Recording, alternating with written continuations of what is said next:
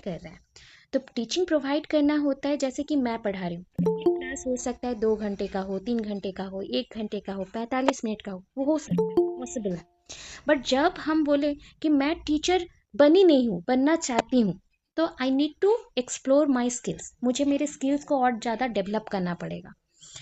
कौन से स्किल्स होते हैं? स्किल्स मतलब होता है कौशल, पढ़ाने का एक तरीका होता है। सारे टीचर्स पसंद नहीं आते हैं ना हमें स्कूल टाइम पे। कुछ टीचर्स ऐसे थे जिनको हम बहुत पसंद करते थे, कुछ टीचर्स ऐसे थे जिनका क्लासेस होते ही हम बोर हो जाते थे। तो वो क्यों होता है ना, उसका रीज़न है कौशल मतलब स्किल। सबके पास सेम स्किल डेवलप नहीं होता। तो ये स्किल डेवलपमेंट के लिए 1960s के पीरियड में, स्पेशली इन 1962 टू 64 के पीरियड में एक पर्सन आए थे, ठीक है, ड्वाइट डब्ल्यू एलन। ये DW एलन बोल सकते हैं या फिर ड्वाइट डब्ल्यू एलन, ठीक है। एक फॉरेन एजुकेशनिस्ट है जिन्होंने अपना क्या किया था ना, ये ना स्टैंडर्ड यूनिवर्सिटीज़ नहीं है, ये स्टैनफोर्ड यूनिवर्सिटी है। तो इसीलिए मैं बोलती हूँ थोड़ा सा बुक जरूर देखिएगा, क्योंकि सारे जो नोट्स हैं बुक से ही डिक्टेट हुए हैं, बट जो बच्चे लिखते हैं ना, इसलिए मैं नोट्स नहीं देती, क्योंकि जब भी नोट्स होता है वहाँ पे कुछ कुछ चीज़ें डिक्टेशन में रॉन्ग सबको लिखते हैं। तो स्टैनफोर्ड यूनिवर्सिटी होगा, not standard, Stanford university, Stanford. अगर नहीं लिख पा रहे तो आप लिखना कि एलन इन 1960, आपको यूनिवर्सिटी का नाम मेंशन मत करना, ठीक है। तो माइक्रो टीचिंग होता है, माइक्रो मीन्स छोटा, टीचिंग मतलब छोटा शिक्षण। तो छोटा तो बोलने से अच्छा नहीं सुनाई दे रहा है, तो हम क्या बोले, सूक्ष्म शिक्षण, सूक्ष्म शिक्षण। तो हिंदी में बोला तो सूक्ष्म शिक्षण, उड़िया में बोला तो सूक्ष्म, ठीक है, सूक्ष्म बोलते हैं। तो जो चीज़ छोटा हो, पढ़ाने में हम लोग जब जाते हैं तो वहाँ पे प्रैक्टिसिंग का बहुत ज़रूरी पड़ता है कि एक ही पढ़ाई को आप 10 तरीके से पढ़ा सकते हो, तो उसके लिए 10 टाइप के स्किल्स आएंगे। तो वो स्किल्स जब आप सीख जाए तो तभी आप पता चले कि आप एक अच्छे टीचर बन रहे हैं। तो अब ये जो स्किल्स हैं, तो ये स्किल्स हम पॉजिटिवली यूज करेंगे। It was experimentally use in teacher training program. Normally एक आया था NCF, national curriculum framework for teacher education, that is the NCFTE। तो NCFTE, national curriculum framework of teacher education, ये 2009 में आया। एंड 2009 में इसमें बोला गया कि टीचर को 2 टाइप का ट्रेनिंग लेना पड़ता है। अभी आप लोग जो ट्रेनिंग ले रहे हैं इसको बोलते हैं pre service, pre service, pre service.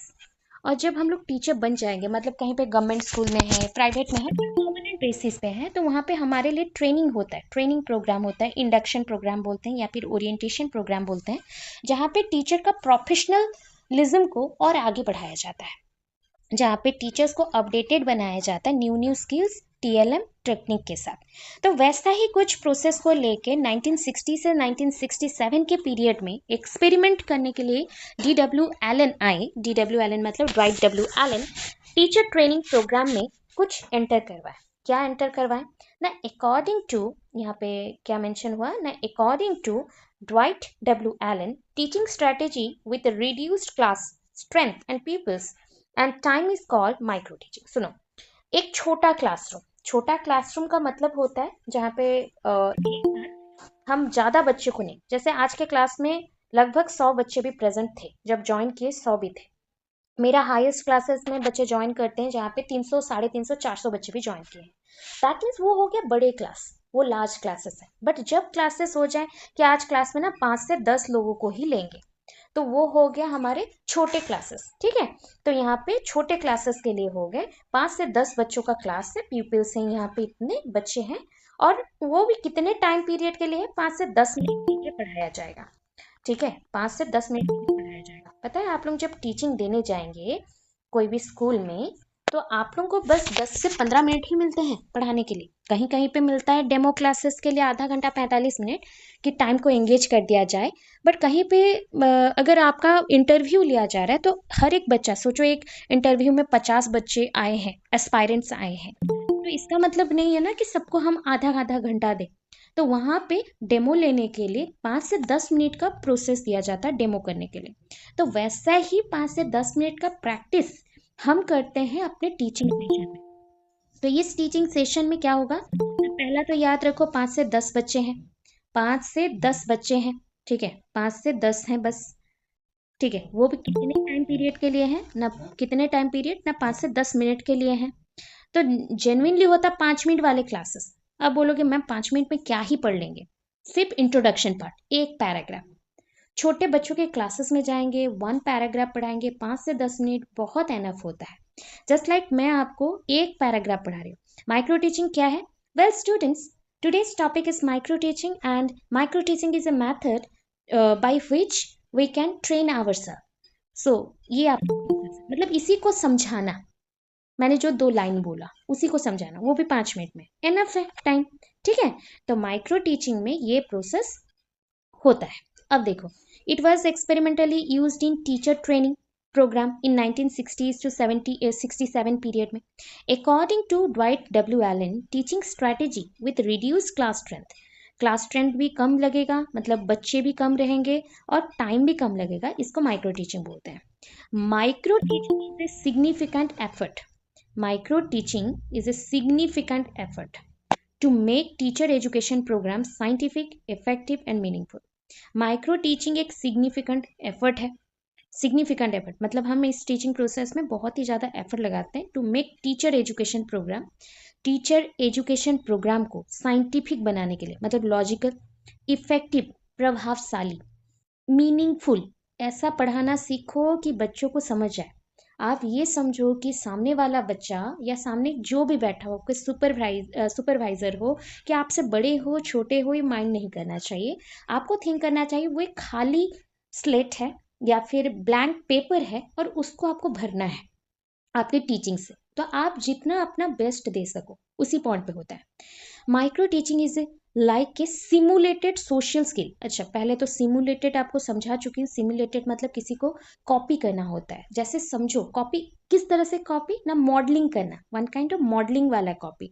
जब मॉडल्स मॉडलिंग करते हैं तो पहले वो सीखते हैं, तो सेम चीज़ हम यहाँ पे टीचिंग में भी मॉडलिंग कर रहे हैं। हम सीखते हैं कैसे बच्चों को पढ़ाना चाहिए।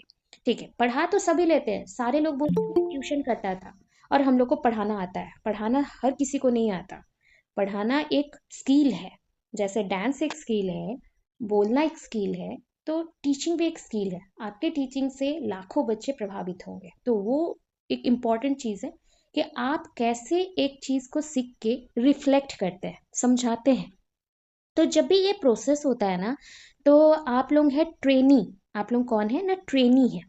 ठीक है, अभी ऐसा याद रखो और भूलो मत, बिकॉज आप लोगों को जॉब नहीं लगा है, कुछ को लगा भी है तो वो प्राइवेट में है, गवर्नमेंट में कोई नहीं है। तो आप ट्रेनी है मान लीजिए, और आप पढ़ा रहे हैं और मैं आपको गाइड कर रही हूँ पीछे से, या फिर आपको बता रही हूँ कि कितना पढ़ाना है, कैसे पढ़ाना है, और मैं आपके पूरे प्रोसेस को चेक भी कर रही हूँ। तो मैं आपकी सुपरवाइजर हुई, यहाँ पे मैं आपकी सुपरवाइजर हो गई। ठीक है, तो सुपरवाइजर सुपरवाइज करेगा ट्रेनी को। आपको क्या बोला जाएगा ना, टीचर ट्रेनी।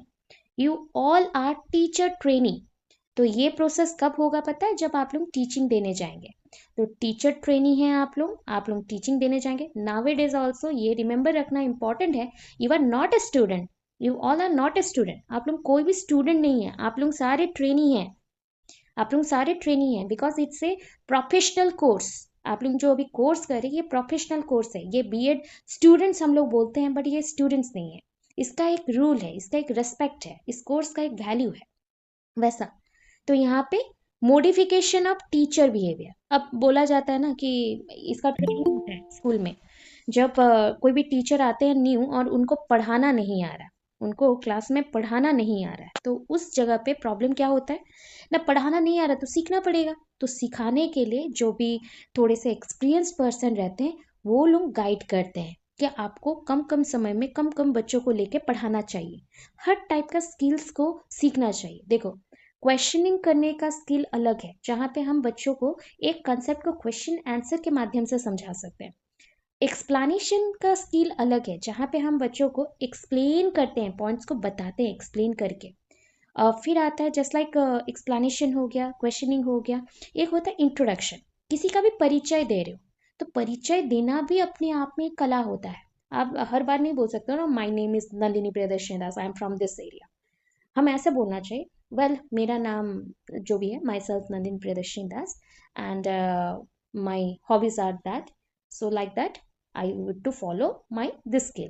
तो मैं ऐसा ऐसा करके जाऊंगी, हमेशा नहीं बोलूंगी कि मैं इतनी साल मैं ऐसा घर से आई हूँ, वहां से गई हूँ, हमेशा ये बोरिंग हो जाता है। तो वो पॉइंट्स को चेंज करने के लिए टीचर को भी मॉडिफिकेशन चाहिए अपने स्किल्स में। ठीक है। It is a training concept that can be applied at the various pre-service and in-service stage। तो ये अभी बताया था। तो बताओ कौन सा करिकुलम यहाँ पे फॉलो हुआ, कौन सा करिकुलम फॉलो होगा, अभी कौन सा बताया था बताओ। NCFTE, क्या फुल फॉर्म था? NCFTE 2009 में आया, national curriculum framework teacher education for teacher education 2009, national curriculum framework teacher education 2009। Okay. तो ये प्री सर्विस और इन सर्विस स्टेज में professional development of the teacher के लिए चाहिए। तो micro teaching is a scale down sample of teaching. Scale down measurement के साथ होता है। आप जब तक एक स्किल को नहीं सीखेंगे तब तक ये कंटिन्यू करना पड़ेगा, तब तक ये कंटिन्यू करना पड़ेगा जब तक आप उस स्किल को नहीं सीख जाते। ठीक है। It focuses on developing teaching skill. ये किस पे फोकस करता है? It focuses on developing teaching skill.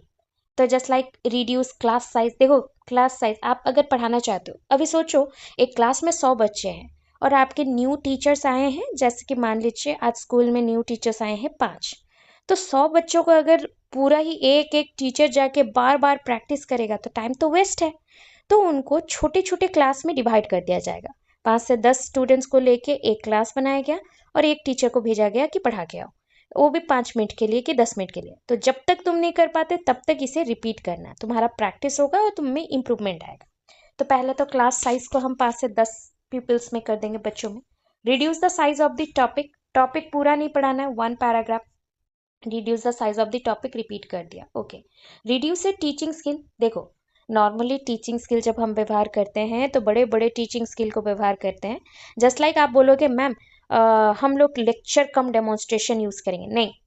These are the methods जो पूरे टॉपिक को पढ़ाने के लिए चाहिए। बट स्किल होता है कौशल, कि पहले पार्ट को किस कौशल के थ्रू बताया, कॉन्सेप्ट को किस कौशल के थ्रू बताया, उसका कंक्लूजन को किस कॉन्सेप्ट के थ्रू बताया या कौशल के थ्रू बताया। तो यहाँ पे हर एक पार्ट में डिफरेंट डिफरेंट स्किल के थ्रू आप बता सकते हैं। ओके, एक ही टॉपिक को। तो यहाँ पे highly individualised learning, highly individualised learning and training. तो यहाँ पे जो टीचर होते हैं ये एक टाइप का टीचर ट्रेनिंग है। ठीक है, जहाँ पे हर एक इंडिविजुअल टीचर्स को ट्रेनिंग मिलता है, प्लस प्रोवाइड फीडबैक। हर एक टीचर को फीडबैक भी मिलता है। कैसे मिलेगा बताओ? तो जो पर्सन यहाँ पे पढ़ने आ रहे हैं या पढ़ाने आ रहे हैं तो दोनों के लिए इम्पॉर्टेंट है वीडियोस को रिकॉर्ड करना। तो वीडियोस रिकॉर्ड करना जैसे इम्पॉर्टेंट होता है, तो क्लासरूम में हर एक पर्सन के लिए सुपरवाइजर तो नहीं हो सकता कि सर आप पूरा दिन बैठे रहे, मैं पढ़ा रही हूँ और मुझ में क्या गलतियां हैं वो आप बताएंगे, ऐसा नहीं हो सकता ना। हर एक क्लासरूम के टीचर्स को देखना पड़ेगा कैसा पढ़ा रहे हैं, नहीं पढ़ा रहे, क्या गलतियां हैं। तो उसीलिए सीसीटीवी का व्यवहार होता है। सीसीटीवी एक कॉर्नर में लगाया जाएगा, उसका व्यवहार करके पढ़ाया जाएगा। अब क्या होगा, जैसे कि आप पढ़ा रहे हैं और आपका पूरा रिकॉर्डिंग सीसीटीवी में हो गया। अब सीसीटीवी में जब रिकॉर्ड हो गया तो सुपरवाइजर फिर उसमें रिकॉर्ड करके बोल देगा कि तुमने इस पॉइंट पे गलत बोला, तुमने इस पॉइंट पे गलत बोला, तो उस चीज को तुम सुधारो। अब जब आप नेक्स्ट डे प्रिपेयर होके आएंगे, घर पे प्रिपरेशन लेते जाएंगे, तो अपना वीडियो ओपन करेंगे, वहां से सुनेंगे, वीडियो देखेंगे, टेप रिकॉर्डर में वॉइस सुनेंगे, क्या गलती बोला, कैसे पढ़ाना है, सुपरवाइजर ने क्या गाइड किया है, क्या पॉइंट्स बोले, उसको समझने के बाद आप आगे जाएंगे। तो that is a prepare and effective teacher. आपको क्या बनाया जा रहा है? नहीं, एक अच्छा टीचर बनाया जा रहा है। तो इसके ऑब्जेक्टिव्स क्या है? To reduce complexity of classroom teaching training. तो यहाँ पे हम रिड्यूस करेंगे complexity of classroom teaching training. जो क्लासरूम में टीचिंग एंड ट्रेनिंग का कॉम्प्लेक्सिटी है, मतलब एक दूसरे के साथ जटिल प्रक्रिया हो जाता है ना बच्चों के साथ हमारा, तो उसको रिड्यूस करता है। फिर to identify the defects and faults. जितने भी डिफेक्ट्स हैं, जो भी फॉल्ट्स हैं और फीडबैक हैं, तो वो सब आ जाएगा, उसको आइडेंटिफाई करना। टू ब्रिंग बिहेवियरल चेंजेस, तो बिहेवियर में भी परिवर्तन आएगा।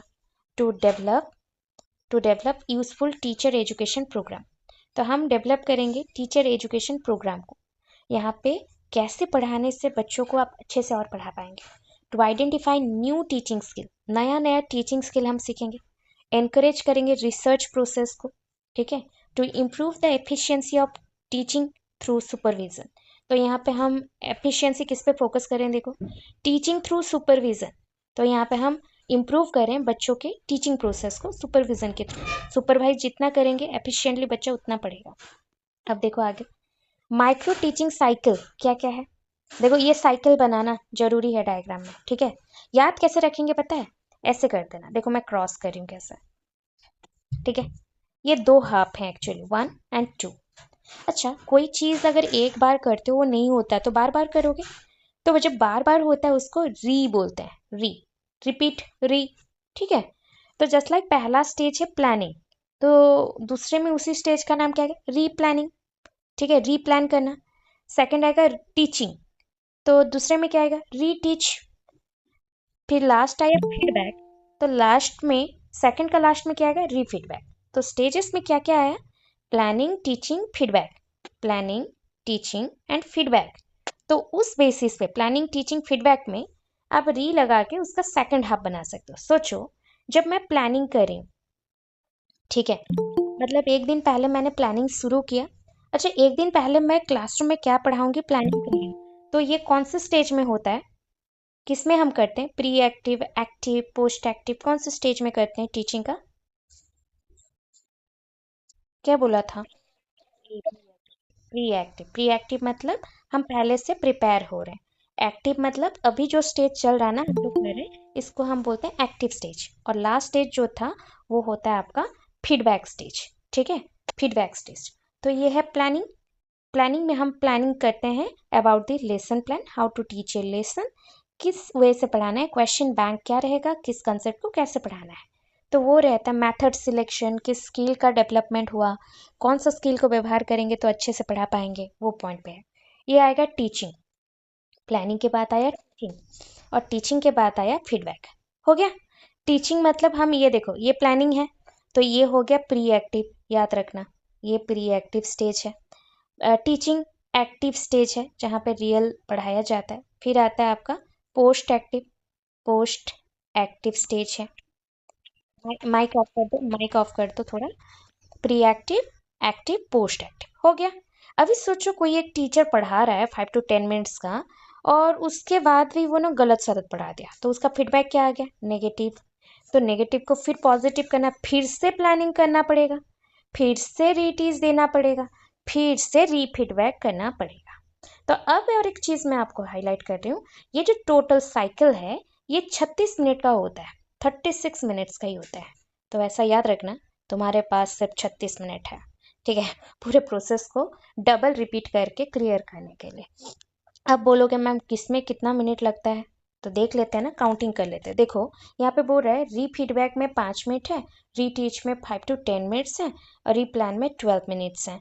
टीचिंग में 5 to 10 मिनट्स होना चाहिए, और फीडबैक में कुछ टाइम नहीं दिया, प्लानिंग में कुछ टाइम नहीं दिया। अच्छा, हम काउंट करते हैं, चलो इसको सोच लेते हैं कि ये 10 मिनट का है। तो अगर ये 10 मिनट का हो गया, और ये अगर 12 मिनट का हो गया, तो ये तो 22 मिनट का हो गया, यहाँ पे हो गया। और फिर इधर आ गया 10 10, कितना, 5 5 10, तो ये हो गया आपके टोटल 32। तो ये 32 ऐसा नहीं लिख के आप क्या करोगे, नॉर्मली ये जो पूरा रहता है ये आप बता देना कि 6 6 मिनट का होता है। यहाँ पे जैसे रीप्लान के लिए 12 मिनट मिलेंगे, और टीचिंग के लिए आपको 5 मिनट मिलेंगे, ठीक है। तो 12 5 कितने हो गए, 17 मिनट यहाँ पे चले गए। 17 मिनट के बाद जितना भी टाइम रहा ये तीनों में वो डिवाइड हो जाता है। आप बोलोगे मैम प्लानिंग को कोई टाइम नहीं मिलता है क्या, नहीं मिलता, प्लानिंग में कोई भी टाइम नहीं मिलता। क्यों ना, पहली बार जब हम प्लानिंग करते हो तो वो तो घर पे आराम से बैठ के करते हो, आप चाहो तो घंटों में करो, आप चाहो तो आधा घंटे में करो, आप चाहो तो पूरे दिन प्लानिंग करो, वो चल जाए। अब देखो आगे चलते हैं, basic principle of micro teaching क्या है। देखो basic principle, that is the principle of enforcement बोला गया, then principle of practice and drill, principle of continuity and principle of supervision. तो प्रिंसिपल ऑफ एनफोर्समेंट मतलब क्या है ना, हम यहाँ पे इन फोर्स में चेक करें रीटीचिंग एंड फीडबैक के साथ, फीडबैक क्या होगा और रीटीचिंग क्या होगा। फिर आया प्रिंसिपल ऑफ प्रैक्टिस और ड्रिल, तो कांस्टेंट ड्रिल एंड प्रैक्टिस बोला गया, जहाँ पे हम ड्रिलिंग का मतलब बोलते हैं कि बार बार रिपीट करना कोई काम को। प्रैक्टिस भी सेम होता है, बार बार रिपीट करके एक चीज़ को करते हैं। प्रिंसिपल ऑफ कॉन्टिन्यूटी मतलब रेगुलरिटी, कोई भी चीज़ को रेगुलर में करोगे तो वो चीज़ आपका हैबिट बन जाता है। Principal of supervision, that is supervision मतलब कोई गाइड करेगा, मतलब आपको कोई ऑब्जर्व करेगा केयरफुलनेस के साथ, observation and carefulness. Okay, next micro teaching steps क्या क्या है अभी देखो अच्छे से। पहले स्किल ऑफ प्रेजेंटेशन और defining the skill, then skill of demonstration, preparation of micro lesson plan, फिर आया creating micro teaching environment, learning the teaching skill, giving feedback, replan और रीटीच और refeedback, repeating the micro teaching cycle and in targeting the skill. मतलब ये 9 step में ये पूरा बताया गया। वो जो सर्कल था ना, सर्कल के साथ पूरे प्रोसेस को बताया गया। स्किल ऑफ प्रेजेंटेशन मतलब हम एक स्किल को यूज करना शुरू कर रहे हैं तो कैसे यूज करेंगे, उस स्किल को कैसे सीखेंगे, उसे डिफाइन करना। The skill to be learn in define is defined, कैसे हम उस चीज को सीख रहे हैं। देन आया skill of demonstration, skill of explanation मतलब डेमोन्स्ट्रेट करना मतलब होता है किसी को दिखाना, शो करना, प्रैक्टिकली करके दिखाना। तो स्किल ऑफ एक्सप्लेनेशन बोल सकते हो, सोन बोल सकते हो और टेलीकास्टेड भी बोल सकते हो। बोलते हैं ना टेलीकास्ट करो, लाइव टेलीकास्ट, तो वैसा पार्ट में। देन आया preparation of micro lesson plan, तो कंटेंट एनालिसिस स्किल और lesson plan to 5 to 10 minutes. जब भी हम लेसन प्लान के लिए प्रिपरेशन करते हैं, माइक्रो लेसन बनाते हैं, देखो माइक्रो लेसन का प्रिपरेशन करना और प्लानिंग बनाना अलग पार्ट है। ये बोल रहा है लेसन प्लान बनाना, माइक्रो लेसन प्लान भी होता है, उसके पैटर्न भी होते हैं। तो वो भी लेसन प्लान जैसा ही 2 पेज का होता है। उसमें रहता क्या है, पहले तो नेम रोल नंबर ऐसा पूरा लिखा जाएगा, फिर कॉन्सेप्ट को एक पैराग्राफ लिखा जाएगा, अनाउंसमेंट ऑफ द टॉपिक होगा, फिर जो मेथड रहेगा उसके अकॉर्डिंग एक पेज मेंशन होगा, लास्ट में ऑब्जर्वेशन शेड्यूल रहेगा। अब देखो creating of micro teaching environment, तो क्रिएट क्लासरूम एटमोसफेयर, हम क्लासरूम एटमोसफेयर बनाएंगे, प्रॉपरली क्लासरूम एटमोसफेयर बनाएंगे कि कैसा है। अरे कौन लोग है ये, प्रॉपरली क्लासरूम एनवायरनमेंट क्रिएट करेंगे कि किस वे से क्लासरूम जा रहा है, या क्लासरूम में पढ़ाना कैसा है, टीचिंग एनवायरनमेंट क्या होगा। तो create classroom atmosphere. Then learning the teaching skill, अभी देखो जो भी टीचिंग स्किल है उसको कैसे डिलीवर करते हो 5 to 10 मिनट्स में, तो lesson delivering skill in 5 to 10 minutes. Then आता है गिविंग फीडबैक, फीडबैक देना, फीडबैक प्रोवाइड करना। ओके, तो evaluation based feedback will be provided. तो हम एक चीज करते हैं कि इवैल्यूएशन बेस्ड फीडबैक लेंगे, बच्चों का फीडबैक लेना है कि वेल क्लास कैसा था बताओ, क्या समझ आया, नहीं समझ आया, क्या डाउट है, वो फीडबैक देना। जैसे स्टूडेंट के लिए भी टीचर का फीडबैक इंपॉर्टेंट होता है, टीचर के लिए भी स्टूडेंट का फीडबैक, सुपरवाइजर का फीडबैक बहुत इंपॉर्टेंट होता है। फिर उसके बाद है रीप्लान, रीटीच, री फीडबैक। तो it is based on feedback of prior, prior spelling is PRIOR, prior, prior मतलब फर्स्ट, फर्स्ट और ऑब्जर्वर। तो it is based on feedback of prior और observer.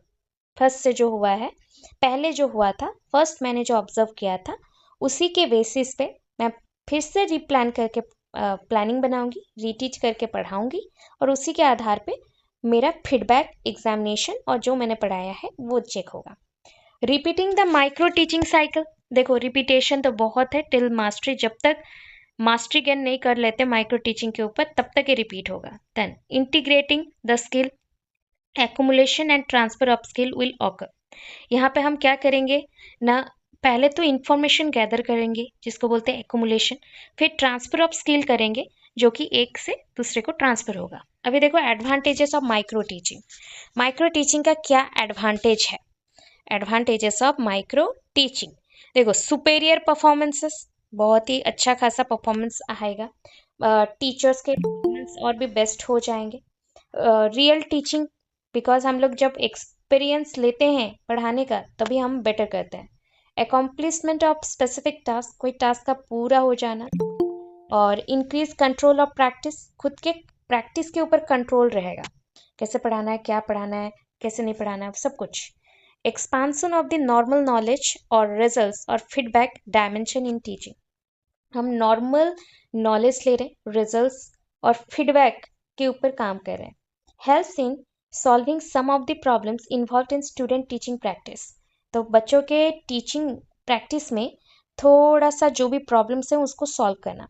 Effective in modifying teaching behaviour, बच्चों का behaviour को modify करना, और वो पॉसिबल है सिर्फ अपने टीचिंग से ही। मारने पीटने से कुछ भी बच्चों का ठीक नहीं होता, वो और ज़्यादा जिद्दी हो जाते हैं। तो आप अगर चाहते हैं कि आपके बच्चे सुधरे, तो वहाँ पे आप रियल टीचिंग दिखा के धीरे धीरे अपने बातों से, पढ़ाने से आप मॉडिफाई कर सकते हैं। इंडिविजुअलाइज टीचर ट्रेनिंग, हर एक टीचर ट्रेनी का ट्रेनिंग मिल जाएगा। मतलब हर एक टीचर का जो भी डाउट्स हैं वो क्लियर होंगे, वो अपने ऊपर काम करेगा और मॉडिफाई करेगा। लिमिटेशंस क्या है? The micro teaching is skill oriented rather than content oriented. तो माइक्रो टीचिंग क्या है ना, स्किल ओरिएंटेड है, स्किल ओरिएंटेड है रेदर देन कंटेंट ओरिएंटेड। विषय वस्तु में नहीं जा रहा है, ये कौशल शिक्षण में जाता है। Emphasis is laid on specific skill, ये ज़्यादा से ज़्यादा फोकस किस पे करेगा? स्पेसिफिक स्किल पे फोकस करेगा। Scope of micro teaching is narrow, scope of micro teaching का जो स्कोप है बहुत ही नैरो है। उसका वैल्यू नहीं बोल रही हूँ मैं, उसका स्कोप मतलब भास्ट नहीं है। कोई भी सब्जेक्ट के साथ जोड़ देना इंपॉर्टेंट नहीं है।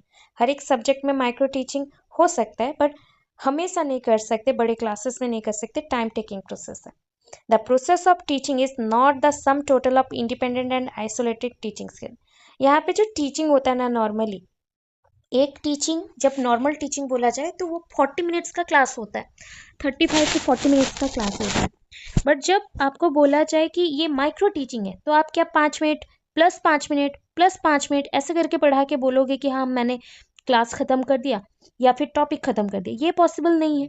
तो उस चीज में बोला गया the process of teaching is not the sum total of independent and isolated teaching skill. Independent मतलब इंडिविजुअली कर रहे हो, आइसोलेटेड मतलब सेपरेटेड। तो यहाँ पे ये खत्म हुआ। फिर नेक्स्ट है माइक्रो टीचिंग स्किल्स कितने हैं। तो नॉर्मली पता है यहाँ पे मैंने आपको, देखो क्या क्या है, पहले नाम से देखो। वेरियस टीचिंग स्किल है, माइक्रो टीचिंग जो है, माइक्रो टीचिंग स्किल्स भी वही है। माइक्रो टीचिंग भी सेम है, माइक्रो स्किल्स भी सेम है, टीचिंग स्किल भी सेम है।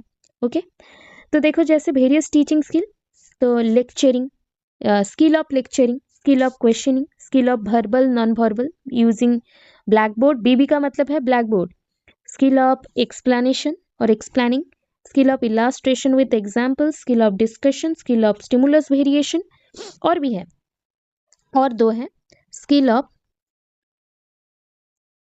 रीइंफोर्समेंट जहाँ पे फीडबैक दिया जाता है, रीइंफोर्समेंट, और एक है स्किल ऑफ क्लोजर मतलब क्लासरूम क्लोजर, क्लासरूम को आप खत्म कैसे करोगे। तो एक नॉर्मल टीचिंग में ये सब कुछ होता है, पता है। एक जब नॉर्मल क्लासरूम में हम लोग 40 मिनट्स का क्लास करते हैं ना, ये सारे पॉइंट्स होते हैं वहाँ पे। आप वहाँ पे लेक्चरिंग भी देंगे, कभी जरूरत पड़ा तो क्वेश्चनिंग भी करेंगे, वर्बल नॉन वर्बल दोनों टाइप के आपका जेस्चर होगा, मुंह से भी बोलेंगे, हैंड जेस्चर भी होगा, मूवमेंट आपका बॉडी मूवमेंट भी होगा, बहुत कुछ। Skill of using black board, तो ब्लैक बोर्ड का भी यूज़ करेंगे। स्किल ऑफ रीइंफोर्समेंट, बच्चे अगर कहीं पे गलत कर रहे हैं या बोल नहीं पा रहे, तो वहाँ पे भी आप उनको रिवार्ड्स, अगर पॉजिटिव है तो पॉजिटिव रिवार्ड्स दोगे, नेगेटिव है तो negative rewards. Skill of explanation, तो एक्सप्लेनेशंस भी हम प्रोवाइड करेंगे। स्किल ऑफ इलास्ट्रेशन मतलब एक्सप्लेनेशंस विथ एग्जाम्पल्स होगा, नॉन एग्जाम्पलो एंड एग्जाम्पलो बोलते हैं, मतलब किसी चीज़ को समझाने के लिए आप उदाहरण का व्यवहार कर रहे हैं। स्किल ऑफ डिस्कशन, जहाँ पे आप डिस्कस और वर्णना दे रहे हैं एक कॉन्सेप्ट का।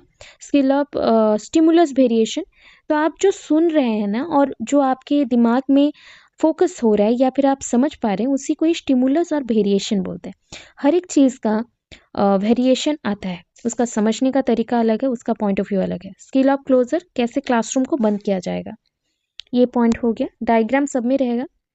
अभी मीनिंग ऑफ टीचिंग स्किल है, टीचिंग स्किल का मतलब क्या है, अभी पढ़ के आए थे, वही है।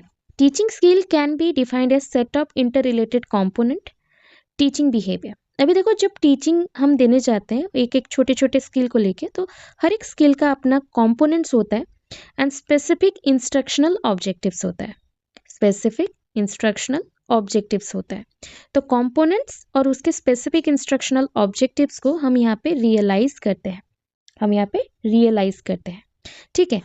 हर एक चीज़ का। जैसे कि मान लो कि आप मुझे ऑब्जर्व कर रहे हैं, तो क्या आप मेरे बारे में 10 लाइन बोल सकते हैं कि मेरा टीचिंग कैसा है, मेरा जेस्चर कैसा है? हाँ, आई नो दैट कि बहुत सारे बच्चों ने मुझे फेस टू फेस नहीं देखा इंटरेक्शन के टाइम पे, बट डेफिनेटली जो लोग क्लास किए हैं, मेरा फेस टू फेस इंटरेक्शन हुआ है, दे नो दैट कि हम लोग कैसे पढ़ते हैं। ठीक है, तो जो भी लोग देखे हो नहीं देखे हो, दोनों का तो पॉइंट ऑफ व्यू अलग आएगा। तो कुछ कंपोनेंट्स आपको गिवन होंगे, जैसे कि इधर चेकलिस्ट होगा। ठीक है, कुछ कंपोनेंट्स गिवन है, जैसे कैसा लिखा ना, वॉइस आप वहाँ पे मेंशन करेंगे कि कैसा है। तो कुछ बच्चे अगर लिखना चाहते हो तो इस टाइप का सेंस रखना, इसको कंपोनेंट्स बोलते हैं और इसको रेटिंग बोलते हैं, रेटिंग स्केल आएगा। ठीक है, रेटिंग रेटिंग स्केल आता है, rating scale. Okay, 1 second, rating scale आता है। ठीक है, रेटिंग स्केल कहाँ पे रहता है ना, 0 to 5 ले सकते हो या फिर 1 to 5 ले सकते हो, 1 2 3 4 5। ठीक है, अब वॉइस कैसा है, आपने बोला वॉइस अच्छा है खराब है, मतलब एक होता है क्लियर, क्लियर वॉइस रहना, तो वो इंपॉर्टेंट होता है टीचिंग में समझाने के लिए। तो समझाने के लिए टीचिंग में क्लियर वॉइस बहुत इंपॉर्टेंट होता है। फिर नंबर 2, क्योंकि छोटे बच्चों ने ये फीडबैक दिया है ना, ये बड़ों का नहीं बोल रही हूँ, ये बच्चों का फीडबैक है। फिर आपको जैसा आ रहा है जेस्चर कैसा है, तो बॉडी लैंग्वेज, बॉडी लैंग्वेज कैसा है, तो क्या टीचर अच्छे से पढ़ा रही हैं, उनका बॉडी लैंग्वेज प्रॉपर है नहीं है, वो चीज़ को जानना। ठीक है, फिर देखो नेक्स्ट जेस्चर में, फिर आप क्या करोगे, वॉइस में क्या दिया ना, जैसे उनको 4 दिया टिक किया, जेस्चर में आपने दिया 5 दिया। फिर जैसे थर्ड पॉइंट पे उन्होंने बोला इंटोनेशन, इंटोनेशन का मतलब होता है वर्ड टू वर्ड में वॉइस चेंज कैसा हो रहा है ना, बहुत अच्छा है, लो टिक किया। ऐसे करके सेवरल कंपोनेंट्स होते हैं ईच टीचिंग स्किल के, अपने अपने टीचिंग स्किल के अलग अलग से कंपोनेंट्स होते हैं, और उसके साथ रेटिंग स्केल लिखना पड़ता है। और रेटिंग स्केल 1 2 3 4 5 का मतलब है very bad, bad, good, best, ऐसा। तो इस पॉइंट पे आ गया। ठीक है, तो ये हो गया। फिर देखो teaching skill is use of verbal non verbal behaviour, अभी जो बोल रही थी मैं, देखो verbal sound, voice, non verbal, body language, gesture, teaching ads, कैसा टीचिंग एड्स का व्यवहार हुआ, टीएलएम वगैरह, एप्रोप्रिएट डिवाइस, कौन सा एप्रोप्रिएट डिवाइस और अच्छा डिवाइस यूज हुआ, पीपल्स रियलाइज, पीपल्स क्या रियलाइज करें, the need of studying the lesson bye establishing cognitive and effective support with them. देखो, जो आप लेसन को प्रिपेयर कर रहे हैं और लेसन के थ्रू आपने जो बताया, तो उसमें कॉग्निटिव और इफेक्टिव क्या क्या डिवाइसेस यूज हो रहे हैं, कॉग्निटिव और इफेक्टिव क्या क्या आपने डिवाइस यूज किया है। तो यहाँ पे ना इफेक्टिव ए होगा, नॉट ई। यहाँ पे इफेक्टिव का मतलब है फील, टू फील समथिंग। ठीक है, कंपोनेंट कैसे होते हैं, देखो कंपोनेंट, जैसे कि कंपोनेंट्स में पहले हम लोग देखते हैं यूटिलाइजेशन ऑफ प्रीवियस एक्सपीरियंस, कितना हमने प्रीवियस एक्सपीरियंस का यूटिलाइज किया। Second, use of appropriate device, तो बच्चे ने बहुत ज़्यादा स्पेलिंग का रॉन्ग किया हुआ है, अगर आप लोग नहीं जहाँ पे लगाना समझ नहीं आया उसको पूरा करेक्ट करना, मैं बोल दे रही हूँ, नहीं समझ पाए तो मुझे पूछ लो, बट गलत नहीं लिखना।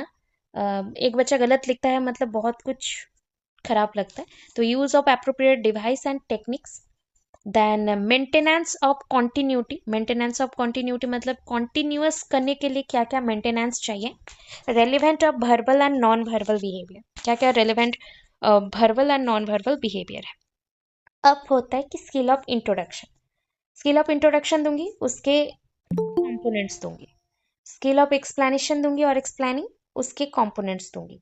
ठीक है, फिर आप अंदर जाएंगे स्किल ऑफ स्टिमुलस वेरिएशन, मतलब जितने स्किल होंगे उसके कंपोनेंट्स आपको याद रखने हैं। ठीक है, जितने स्किल होंगे उसके कंपोनेंट्स आपको याद रखने हैं। तो देखो स्किल ऑफ इंट्रोडक्शन, तो इन ए क्लास एक टीचर इंट्रोड्यूस ए लेसन, देखो एक क्लास में सोच लो एक टीचर ने इंट्रोड्यूस किया लेसन को, he gives a brief introduction about this topic, उन्होंने एक ब्रीफ इंट्रोडक्शन दिया अबाउट दिस टॉपिक, टॉपिक के ऊपर। The teachers differ in the way they introduce A lesson और यूनिट, टीचर यहाँ पे क्या कर रहे हैं ना, टीचर अपने अपने लेसन के हिसाब से, यूनिट के हिसाब से इंट्रोडक्शन दे रहे हैं, डिफर कर रहे हैं अपने टीचिंग पॉइंट्स को। It requires a skill on the part of the teacher to introduce a lesson or unit. वो उनको क्या चाहिए ना, वो रिक्वायर करेंगे कि कोई भी पार्ट ऑफ जब भी आप पढ़ा रहे हैं कोई भी पार्ट को, लेसन का प्लान का, या फिर इंट्रोडक्शन दे रहे हैं एक लेसन का और यूनिट का, तो कौन सा स्किल रिक्वायर करते हैं, तो उस स्किल में क्या क्या कंपोनेंट होना चाहिए।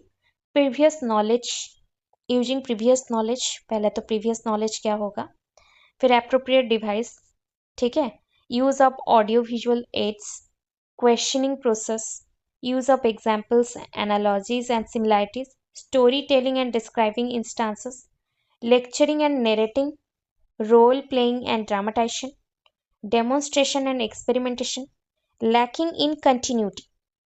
ठीक है, क्या कमी रह जा रहा है कंटिन्यूटी करने में।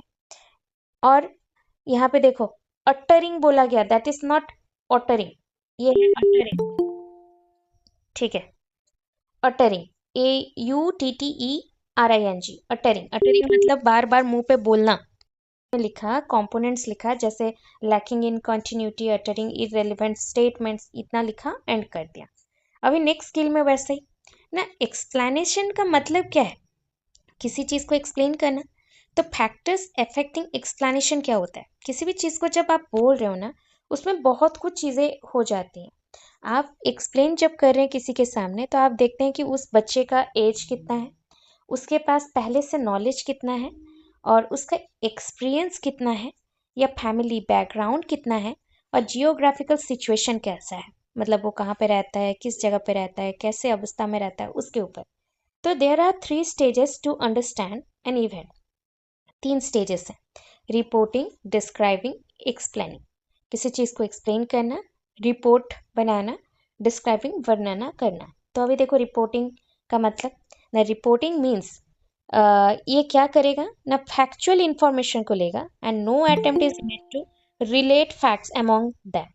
तो no attempt is made to relate facts among them, किसी के साथ कोई भी रिलेशन नहीं होगा।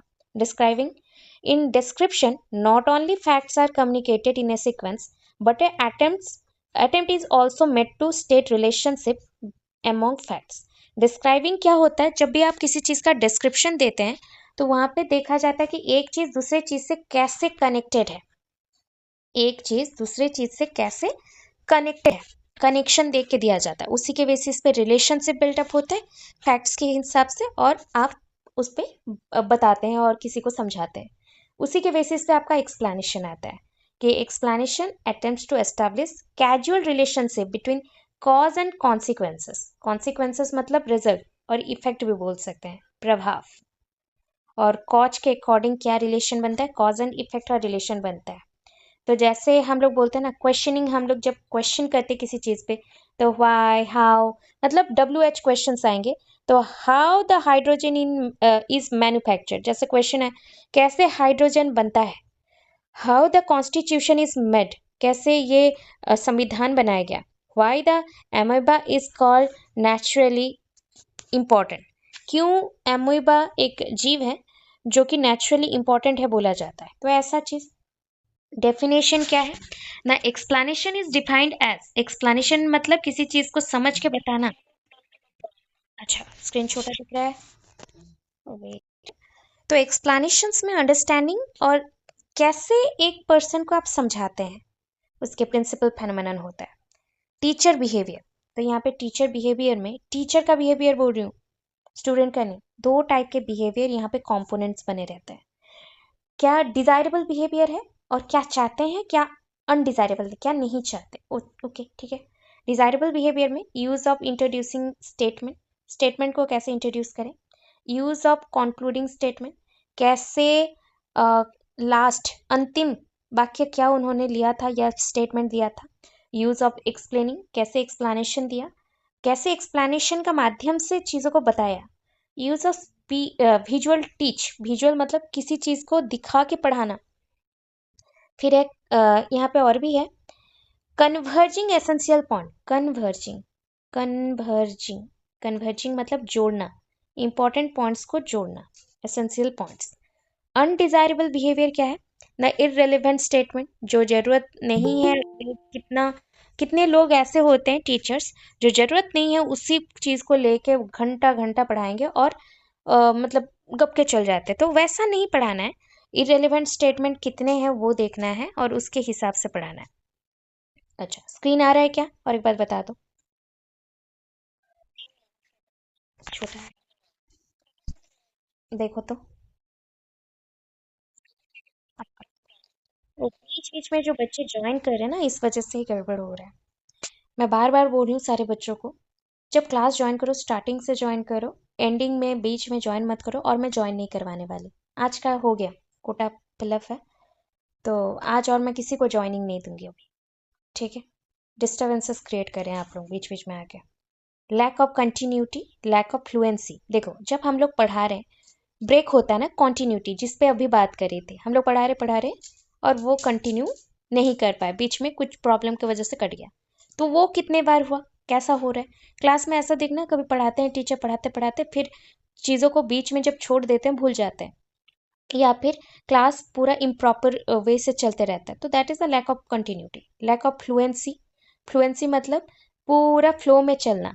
तो कभी कभी हम लोग फ्लो में चलते चलते हमारा बंद हो गया, क्लास हम लोग खराब कर दिए, तो फ्लो हमारा बिगड़ जाता है। फिर होता है भैग वर्ड्स, मतलब जो वर्ड्स ऐसा है जिसका समझ में कुछ नहीं होता, या फिर बकवास करने के लिए हम बार बार वैसे वर्ड्स यूज कर रहे हैं। तो वो सारी चीज कितने हुए यहाँ पे, वो उसको पॉजिटिव नेगेटिव बिहेवियर के अकॉर्डिंग, डिजायरेबल अनडिजायरेबल बिहेवियर के अकॉर्डिंग रखा गया है। फिर देखो, स्केल ऑफ स्टिमुलस वेरिएशन। अब क्या है? The scale of stimulus variation implies attraction and focusing people's attention.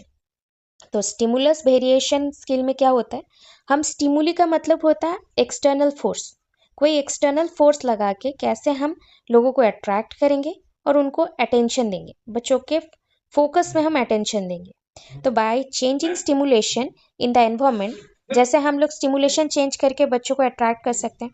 फिर और क्या कर सकते हैं ना, for securing and sustaining people attention and lead to great people interest and achievement. देखो, बच्चों को जितना अच्छे से हैंडल करोगे, उतना बच्चों का इंटरेस्ट एंड अचीवमेंट बढ़ेगा, बच्चा और आगे बढ़ेगा। बच्चों को सपोर्ट नीड होता है बहुत ज़्यादा। Learning in the classroom depends to a large extent on the attention of the people of the learning task. देखो, आप बच्चों को पढ़ा रहे हो, वो आपको अटेंशन नहीं देंगे, तो आपका पढ़ाना बेकार हो जाएगा। तो ये डिपेंड करता है कि कितना लंबा क्लास होगा, वो बच्चों के अटेंशन के ऊपर निर्भर करता है। अभी देखो, attention is caused in two ways, दो रीजन की वजह से अटेंशन होता है। अगर हम कॉन्टिन्यूसली बच्चों के ऊपर फोकस कर रहे हैं, उनको स्टिमुली दे रहे हैं, होगा। For a long time restrict the postural mobility. अभी देखो, बच्चों को बोलेंगे तुम हिल डुल नहीं सकते, मेरे सामने बैठे हो, मेरे तरफ फोकस करके रखो, हो गया। और एक है the continued use of this some stimuli for longer duration. जैसे कि मान लो अभी अगर बच्चों को हम लोग बोल रहे हैं कि अटेंशन के साथ रहो, बट उसको बोलेंगे कि तुम एक ही जगह बैठे रहो, एक ही टाइम पे सुनते रहो, तो ना बोर हो जाएगा, मोनोटोनी आ जाएगा, मतलब सुनते सुनते बोरिंग लगना रहता है और डलनेस आ जाती है क्लास में। फिर आता है एलिमेंट्स ऑफ वेरिएशन। कौन से एलिमेंट्स की वजह से वेरिएशन आता है? वेरिएशन मतलब भेदभाव आना, वेराइटीज आना। तो जैसे मान लो टीचर का पोजीशन क्लासरूम में कैसा है टीचिंग के टाइम पे। वेरिएशन इन वॉइस, वॉइस में क्या वेरिएशन है? Presence another dimension. Use of media, जैसे डिफरेंट काइंड ऑफ मीडिया हम लोग यूज करेंगे, provides another area of variation. Variation in classroom interaction pattern, classroom में इंटरेक्शन पैटर्न में यूज होगा। फिर कंपोनेंट्स क्या है स्टिमुलेशन वेरिएशन का? तो टीचर मूवमेंट अभी बताया था, टीचर का जेस्चर, जैसे हैंड, हेड कैसे मूव कर रहा है, आई मूवमेंट कैसा है, फेशियल एक्सप्रेशन कैसा है। चेंज इन स्पीच पैटर्न, उसका पीच, टोन, स्पीड क्या है। Change in sensory focus, oral visual stimulation है या ब्लैक बोर्ड राइटिंग करें teacher, listening, speaking, reading. Roading नहीं होता है, रीडिंग है, रीडिंग रीडिंग रीडिंग रीडिंग। कौन सा चीज यूज करें? Change in interactive interaction style, मतलब टीचर जब क्लास में इंटरेक्ट कर रहे हैं, मतलब टीचर ओनली क्लास में इंटरेक्ट करें, टीचर पीपल इंटरेक्ट करें, पीपल पीपल इंटरेक्ट कर रहे हैं। फिर people's movement, handling approach and dramatisation etcetera रखा गया। वैसे ही आता है स्किल ऑफ री। तो री मतलब कोई एक पॉजिटिव बिहेवियर को आगे लेके जाना। सपोज आपके अंदर मुझे एक अच्छा बिहेवियर दिखा है और उस बिहेवियर को मैं स्ट्रेंथ प्रोवाइड करूंगी, इमीडिएटली उसके रिजल्ट्स पे फोकस करूंगी, ऑकरेंस पे फोकस करूंगी। तो reinforcement is a process of applying a consequences that strengthens behavior. Reinforcement one kind of reward है, पॉजिटिव रिवार्ड, जिसके अप्लाई से आपको बहुत ज़्यादा स्ट्रेंथ मिलता है। The consequence is a stimulus called री, जो रिजल्ट आता है एक स्टिमुल के वजह से, मतलब एक स्किल के वजह से जो आपके अंदर चेंजेस आएगा या रिजल्ट आएगा, उसी को री इन्फोर्सर बोलते हैं, क्योंकि उसके वजह से आपके अंदर चेंजेस आए। टाइप्स ऑफ री क्या है ना, दो टाइप का है, पॉजिटिव री, नेगेटिव री। पॉजिटिव वो होता है जो पॉजिटिव, आप जैसे अच्छा काम करें, मैं अगर अच्छा काम करूंगा मुझे रिवार्ड मिलेंगे, तो providing a reward for a desired behaviour. Negative reinforcement क्या है ना, जस्ट लाइक मैं चाहती हूँ ना, एक बच्चा ना बहुत डिस्टर्ब हो रहा है या फिर बहुत वो बीमार है, हमेशा वो डल सा रहता है, मैं चाहती हूँ वो उसके अंदर से डलनेस हट जाए, तो मैं उसको हटाने के लिए जो पॉसिबल में चांसेस होगा वो मैं करूंगी, बट पॉजिटिवली करूंगी। तो उसी को नेगेटिव रीइंफोर्स बोलते हैं। जैसे बच्चों का हैंडराइटिंग गंदा होता है, तो मैं उसको बार बार लिखने का हस्ताक्षर जो बोलते हैं उसको आदत बना रही हूँ। वो लिखेगा, 10 बार लिखेगा, 12 बार लिखेगा, 15 बार लिखेगा, 100 बार लिखेगा, जितना लिखेगा उसके अंदर चेंजेस आएंगे, नेगेटिव रीइंफोर्समेंट बोला जाएगा, क्योंकि उसको थोड़ा परेशानी हो रहा है कि उसके हाथ दुखेंगे, बट रीइंफोर्समेंट में ये हुआ कि उसका रिवार्ड ये हुआ, उसका हैंडराइटिंग सुधर जाएगा। सो नेगेटिव मतलब नहीं कि टॉर्चर, नेगेटिव यहाँ पे होता है कि किसी के खुशी के लिए नहीं, बट उसके बिहेवियर में परिवर्तन लाने के लिए हम कर रहे हैं। फिर देखो वर्ड ऑफ कॉशन, किस पे फोकस करोगे? जब आप नेगेटिव रीइंफोर्समेंट और पनिशमेंट यूज कर रहे हो तो दोनों में बहुत डिफरेंसेस हैं। पनिशमेंट एक टाइप का टॉर्चर है, आप बोल सकते हो मेंटल टॉर्चर या मेडिकल कंडीशन। नेगेटिव रीइंफोर्समेंट मतलब पॉजिटिव बिहेवियर को बढ़ाने के लिए कोई चीज ऐसा करना जो बच्चों को लगे ये नेगेटिव है, बट आप जानते हो वो चीज पॉजिटिव है बच्चों के लिए। रीइंफोर्समेंट इन क्लासरूम, तो एक पर्सन है स्किनर, स्किनर ने noted in number of weakness in educational practice. उन्होंने देखा था एजुकेशनल प्रैक्टिस में बहुत सारे ऐसे नेगेटिव पॉइंट्स हैं या फिर कुछ कमियां हैं। First behaviour is dominated by A version of stimulation, तो फर्स्ट बिहेवियर को डोमिनेट कौन कर रहा है ना, स्टिमुलेशन कर रहा है ना। बच्चा जैसे उससे भागना चाहता है तो बच्चे को उसके लिए क्या देना पड़ेगा, पनिशमेंट, बट आप पनिशमेंट ना दे के बच्चे को नेगेटिव रीइंफोर्समेंट दे सकते हैं। Second, excessive time is lapsed, अगर बहुत समय जा रहा है कि बच्चों के बिहेवियर बदलने में और बच्चों के अंदर रीइंफोर्स्ड होने में, तो वो टाइम का बर्बादी है। Lastly there is infrequency of reinforcement, बार बार हम लोग यूज नहीं कर सकते। तो सम ऑफ द यूज क्या है ना, टू इंक्रीज पीपल पार्टिसिपेशन, बच्चा ज़्यादा से ज़्यादा पार्टिसिपेट करेगा। टू फैसिलिटेट लर्निंग, लर्निंग में वो अच्छा हो जाएगा। मोटिवेट करेंगे लर्नर्स को, उनके अंदर बिहेवियरल चेंजेस आए बहुत सारा, जो भी हम डिज़ायर करते हैं। अब skill of using black board ज़्यादा नहीं है, याद रखना ब्लैक बोर्ड वाला होता है हैंड राइटिंग और neatness in the black board, मतलब क्लीन लिखना ब्लैक बोर्ड में, जो भी हैंड राइटिंग होगा बहुत क्लीन साफ सुथरा सेम साइज के होने चाहिए। और before and after it use good duster भी चाहिए उसको क्लीन करने के लिए। हो गया। लेसन प्लान तो पहले पढ़ाई हूँ आपको, ईयर प्लान यूनिट प्लान पढ़ाएंगे। ईयर प्लान क्या है ना, प्लानिंग, पहले तो प्लानिंग क्या होता है ना, planning is a pre requisite for all activities. Planning क्यों चाहिए ना, ये सबसे जरूरी होता है एक्टिविटीज में, because without planning you can not find out how you are proceeding and what is your destination.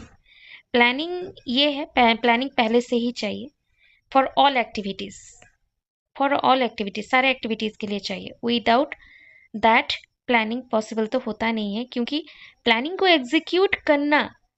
Execute करना मतलब होता है उसके लिए बहुत सारा प्रिपरेशन। तो प्लानिंग बनाने से पहले ही उसके लिए भी प्लान करना पड़ता है कि क्या क्या चीज़ लगा के एक अच्छा प्लानिंग बनेगा। तो प्लानिंग से ये होता है कि you can not find out how you are proceeding and what is your destination. अगर प्लानिंग नहीं है तो आपको पता नहीं कि आपका डेस्टिनेशन क्या है और आप कैसे जा रहे हैं। Planning is important in every activity, सारे एक्टिविटी में प्लानिंग चाहिए, in the field of education as well.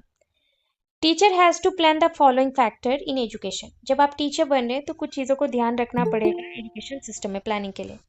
Particular method होना चाहिए, डिजायर्ड बिहेवियरल चेंजेस होने चाहिए, एक्टिविटीज़ होना चाहिए, experience and knowledge to be cultivated, जो एक्सपीरियंस और नॉलेज बच्चों के अंदर आप डालना चाहते हो वो होना चाहिए। एक्सपेरिमेंट्स टू बी डन, कौन सा एक्सपेरिमेंट आप कर रहे हैं। टूल्स टू बी एम्प्लॉयड, कौन से टूल्स का आप व्यवहार कर रहे हैं। इवाल्युएशन टेक्निक, कैसा आप एग्जामिन करेंगे और मूल्यांकन करेंगे बच्चों का। तो इन फैक्टर्स को आप माइंड में रखेंगे 3 लेवल में। अगर पूरे साल के लिए प्लानिंग चल रहा है तो इसको ईयर प्लान बोला जाएगा। यूनिट्स के लिए प्लानिंग चल रहा है तो यूनिट प्लान बोलेंगे। ईच लेसन के लिए प्लान चल रहा है तो लेसन प्लान बोलेंगे। तो ईयर प्लान क्या है ना, in the beginning of academic year every teacher is allotted the subject to be taught. देखो आप लोग जब कोई भी स्कूल में पढ़ाने जाएंगे ना, तो वहाँ पे आपको एज अ सब्जेक्ट टीचर पूरे सब्जेक्ट का एक रूटीन क्या बोलोगे, पूरा कोर्स दिया जाता है कि इस सब्जेक्ट को आपको पूरे साल में पढ़ाना है, इतने क्रेडिट्स होते हैं, इतना पोर्शंस होता है। और पूरे साल का यही जो प्लानिंग है, यही जो काम है, उसको हम एनुअल प्लान और ईयर प्लान बोलते हैं। कैसे बनाएंगे? The lesson is text book should be divided into some units. पहले तो लेसन जो भी मेंशन है टेक्स्ट बुक के अंदर, कुछ कुछ यूनिट्स में डिवाइडेड होंगे। The objectives to be achieved in each unit should be decided. एक यूनिट पढ़ाने के बाद क्या पोर्शन अचीव करें और कितना अचीव करें वो जान पाएंगे। The number of periods required to each unit. अभी सोचो जैसे एक यूनिट को पढ़ाने के लिए कितना क्लास चाहिए। तो हमारा जैसे ना बड़ा बड़े यूनिट्स होते हैं तो 10-12 क्लास भी लग जाता है। तो उस बेसिस पे आप लोग मेंशन करेंगे हर एक यूनिट का कितना टाइम लगेगा, पीरियड्स लगेंगे। How many units can be taught in each month. जैसे मान लो एक मंथ पे आप 2 या 3 यूनिट पढ़ा रहे हैं, तो 2 यूनिट के लिए आपको कितनी क्लासेस चाहिए, वैसा। एडवांटेजेस क्या है ना, because of the unit plan, sorry annual plan, year plan, the teacher can complete the task as he has plan. Because उन्होंने पूरे साल के लिए प्रिपेयर करके रखा है, सो दैट उनका प्रिपरेशन की वजह से, एनुअल प्लानिंग की वजह से उनको पता है कि पूरे साल में कब कितना पोर्शन को कवर अप करना है। इफ एनी टॉपिक और lesson is remaining incomplete due to unavailable circumstances. देखो अभी सोचो कोई टॉपिक है, लेसन है, वो बच गया है ड्यू टू अनअवेलेबल सर्कमस्टांसेस, मतलब कोई भी ऐसा परिस्थिति जो होना नहीं चाहिए था, उस परिस्थिति की वजह से वो बच गया है। That lesson can be calculated according to his convenience, उनके सुविधा के हिसाब से। देन ये पॉजिटिव पॉइंट है कि हम एक अपने सुविधा के हिसाब से, कोई भी परिस्थिति के हिसाब से हैंडल कर सकते हैं कि किस लेसन को किस टाइम पे कैसे कंप्लीट करना है। अब यूनिट प्लान क्या होता है? एक यूनिट के लिए पूरा planning. The planning for an unit is known as the unit plan. It unit plan मतलब इन यूनिट प्लान होना चाहिए। In unit plan the whole syllabus is divided into small workable section और sub units. पूरे syllabus को उन्होंने छोटे छोटे sections और सब यूनिट्स में डिवाइड किया हुआ है। दिस इज सब divided into hours of work. देखो एक वीक में आप कितना क्लास लोगे, एक वीक में सोचो जैसे क्लास 8 के बच्चों का आपको 6 क्लास मिला, वो 6 क्लास मतलब आप 6 क्लास में कितने पोर्शंस को कवर करेंगे, उस हिसाब से आप क्लासेस डिवाइड करेंगे हर एक यूनिट्स को। यूनिट क्या होता है ना, अकॉर्डिंग टू प्रेस्टॉन, एक पर्सन है प्रेस्टॉन, उनके हिसाब से a unit is a large block of related subject. Unit होता है large block of related subject matter as can be overviewed by the learner, जिसको ओवरव्यू कौन करता है, लर्नर करता है। एक सब्जेक्ट के बारे में एक ओवरव्यू किया किसने, लर्नर ने किया ना। Characteristics of a good unit क्या है ना, it should achieve certain set of objectives and specification. ये क्या अचीव करता है ना, क्या इसके ऑब्जेक्टिव्स हैं और क्या इसके स्पेसिफिक पॉइंट्स हैं। It should have similar type of content, इसमें क्या क्या कंटेंट और विषय है। It should complete in itself, क्या ये खुद में कंप्लीट है या नहीं है। It should flexible for maximum people, सारे बच्चों के लिए फ्लेक्सिबिलिटी हो रहा है कि नहीं। It should give best learning experience, ये आपको बेस्ट लर्निंग एक्सपीरियंस प्रोवाइड कर रहा है या नहीं। फिर क्या है, it should be related to the physical and social environment of the people, बच्चों के फिजिकल मतलब शारीरिक और सोशल सामाजिक जो एनवायरमेंट है उससे कितना जुड़ा हुआ है। It should participate and satisfy the future needs of the people, ये बच्चों का फ्यूचर नीड्स को भी फुलफिल करता है। It should have scope for evaluation, क्या ये इवैल्यूएशन के लिए इंपॉर्टेंट है, यस ये इंपॉर्टेंट होता है, तो उसके लिए इसका पास स्कोप क्या है, क्या इंपॉर्टेंस है। It should provide for activities like projects, work, excursion, field trips, ऐसे एक्टिविटीज़ भी इसमें जुड़ जाते हैं। It should give list of equipment, क्या क्या इक्विपमेंट है, इंपॉर्टेंस एंड यूजेस। तो it clears the general aim as well as the specific aim of teaching. ये आपको general aim and specific aim के बारे में बताता है। It helps to develop certain type of skill. ये बच्चों के अंदर बहुत सारे टाइप्स ऑफ स्किल को डेवलप करता है बच्चों के अंदर। इट वाइटलाइजेस मतलब इम्पॉर्टेंट लर्निंग को प्रोवाइड करता है and makes the learning process more like, मतलब जीवंत बना देता है शिक्षा को, पढ़ाई को और ज़्यादा। इट सेव्स टाइम, ये टाइम बचत करता है। It develops interest towards learning, आपके इंटरेस्ट को ये डेवलप करेगा। Teachers can cater to need attitudes according to the individual differences of the subject. यहाँ पे टीचर जब पढ़ाते हैं उनके ज़रूरतें, उनके एप्टीट्यूड, उनका एटीट्यूड बच्चों के लिए, बच्चों के अंदर जो डिफरेंसेस हैं, हर एक बच्चा इक्वल नहीं होता, सब्जेक्ट्स के हिसाब से उस चीज़ को भी ध्यान में रखता होगा जब आप पढ़ा रहे हैं। तो क्या क्या स्टेप्स चाहिए ना, पहला preparation, previous knowledge test, presentation, summarisation, drill, evaluation. Preparation में प्रिपेयर करेंगे, प्रीवियस नॉलेज में हम चेक करेंगे कि बच्चों का प्रीवियस नॉलेज क्या है, प्रेजेंटेशन में हम चेक करेंगे कि हम कैसे प्रोवाइड करें इंफॉर्मेशन को, समराइजेशन में वर्णना करेंगे, ड्रिल में उनको प्रैक्टिस करवाएंगे, इवैल्यूएट में उनको एग्जामिन करेंगे कि उन्होंने कितना समझा। ठीक है, अब देखो next need and importance of lesson plan है। सो लेसन प्लान ऑलरेडी बनाना आपको सिखाया है, ठीक है। याद रखना है इतना नहीं आएगा सिर्फ लेसन प्लान में कि लेसन प्लान क्या है, नीड क्या है।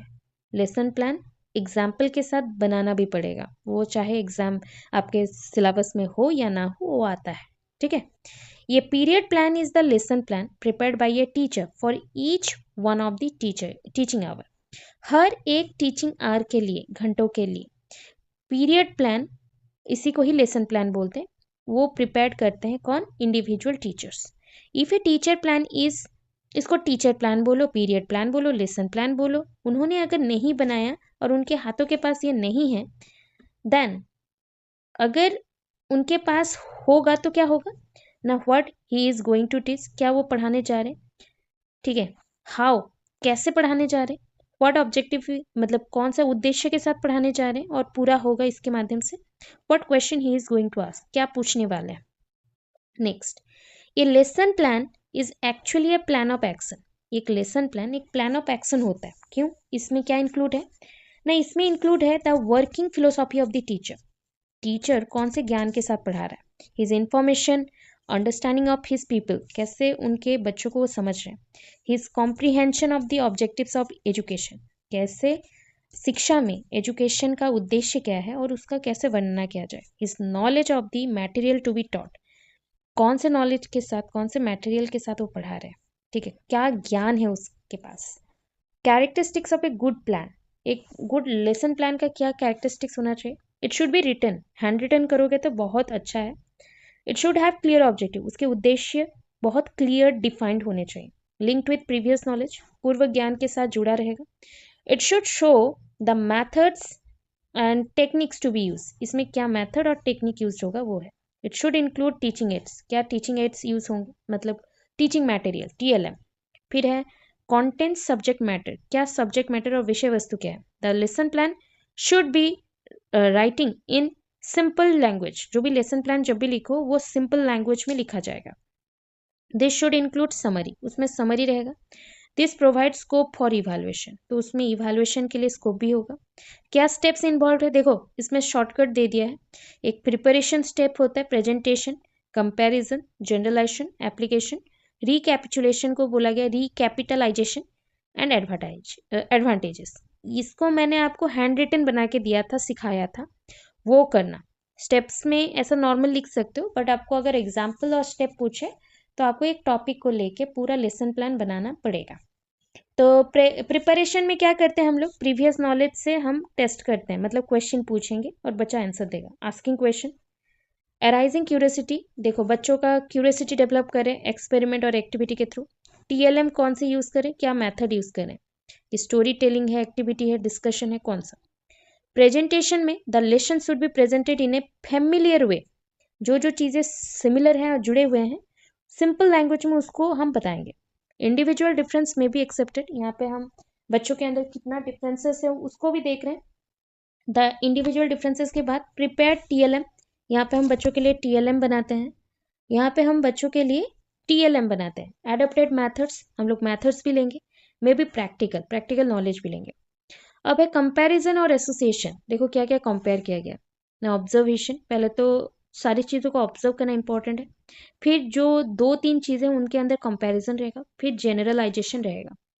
तो जनरलाइजेशन में जनरल आइडिया लिया जाता है पूरे लेसन का, the aim of the lesson may be achieved. Moral और मेन आइडिया क्या था एक लेसन का। एप्लीकेशन, अप्लाई, ना student learn to apply the knowledge when it is required. Student यहाँ से क्या लर्न करें ना, कैसे नॉलेज को अप्लाई करेंगे जब ये जरूरत हो। रिकैपिटलाइजेशन में क्या होता है ना, रिकैपिचुलेशन है, बच्चों को बार बार प्रैक्टिस करवा के बच्चों ने जितना अंडरस्टैंड किया उसको एग्जामिन करना कि बच्चों ने अब तक कितना सीखा है, वो बोला गया। एडवांटेजेस क्या है ना, it inspires the teacher to improve the further lesson. ये टीचर को इंस्पायर करता है कि और इम्प्रूव करना है लेसन्स में। It helps the teacher in evaluating his teaching, ये टीचर को हेल्प करता है कि टीचिंग और अच्छा करो। It develops self confidence on a teacher of a teacher, एक टीचर का कॉन्फिडेंस को बिल्ड करता है, self confidence. It inspire the teacher to conduct the lesson property और प्रॉपरली। अच्छा, एक टीचर को वो बोल रहा है कि लेसन को कैसे प्रॉपरली पढ़ाना है, लेसन प्लान इतना गाइड करता है। लर्नर नो, अच्छा, the teaching matter organised in the frame, time frame, समय के अनुसार कौन से समय पे कितना पढ़ाना है, क्या चीज पढ़ाना है, वो पता रहता है। फिर देखो, learner know what is expected of them, learner को पता होगा कि क्या एक्सपेक्टेड है, कितना पढ़ाना है, कौन सा चीज उसका फुलफिल होना है। It makes the work regular and organise, जो भी वर्क है वो रेगुलर एंड ऑर्गेनाइज होगा। It improves results by promoting learning, ये इम्प्रूव करता है रिजल्ट्स को प्रोमोटिंग करके। जितना आप अच्छा पढ़ाओगे, जितना आपका लर्निंग अच्छा होगा, उतना आप इम्प्रूव करोगे। तो ये है आपके पूरे लेसन्स, ठीक है। इसके बाद सारे छोटे छोटे टॉपिक्स हैं, छोटे छोटे टॉपिक्स हैं, पढ़ो पढ़ो, आज पढ़ लो। किसी को अगर पानी वानी कुछ पीना है पियो, आराम से पढ़ो। दूसरा क्लास आज ऑफ किया हुआ है तबीयत की वजह से, तो हम कंटिन्यू कर सकते हैं। ओके, थोड़ा और स्लो, आराम से। ओके, इतना ही है। और एक देखो, इसमें से मैंने पढ़ाया हुआ है। अच्छा, ये टीचर वाला पढ़े हो कि नहीं बताओ। Professional development of social science छोड़ दो ना, ये वर्ड का कोई वैल्यू अभी नहीं है। ये पढ़े हैं कि नहीं बता दो, पढ़ चुके हैं। सो professional development of a teacher, teacher क्या है, टीचिंग क्या है, टीचर का रोल, कॉम्पिटेंस, पढ़े हो कि नहीं? यस और नो, जल्दी बोलो, पढ़े हैं। ओके, हमें बस ये छोटे छोटे टॉपिक्स पढ़ने हैं, राइट।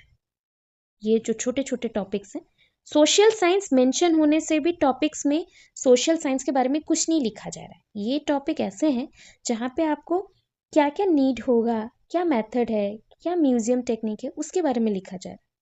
तो आराम से चलते हैं।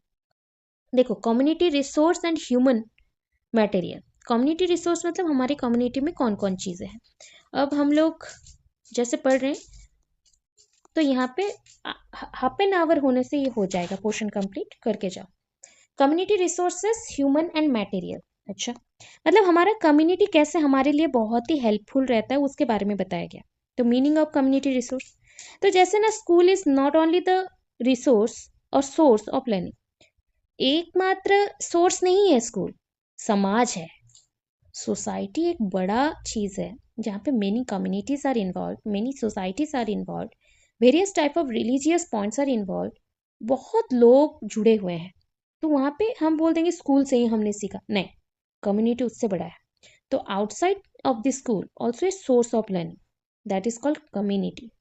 स्कूल के बाहर भी एक दुनिया है जिससे हम सीख सकते हैं, दैट इज कम्युनिटी।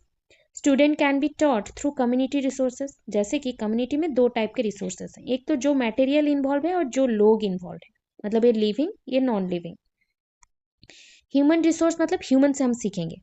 जब हम लोग ह्यूमन रिसोर्सेस बोलते हैं तो ह्यूमन से भी सीखेंगे, ह्यूमन से जुड़े हुए जितने भी मटेरियल्स, इंफॉर्मेशन, सब कुछ आएंगे। तो human resources is concerned with management of instructional material. पहले तो इंस्ट्रक्शनल मटेरियल को ले लो, मैनेज कर लो, and is a repetition of knowledge, ज्ञान का रिपीटेशन होना, बार बार बार बार दोहराना, which the transmit to the learner, जिसको हम एक पर्सन से दूसरे पर्सन को ट्रांसमिट करते हैं, जो सीखना चाहते हैं उनमें ट्रांसमिट करना चाहते हैं।